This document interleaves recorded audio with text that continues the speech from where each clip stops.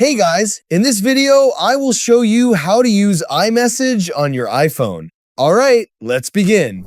First, make sure you're signed in to your Apple account. To check, open the Settings app and sign in if you haven't already. Next, scroll down to Apps,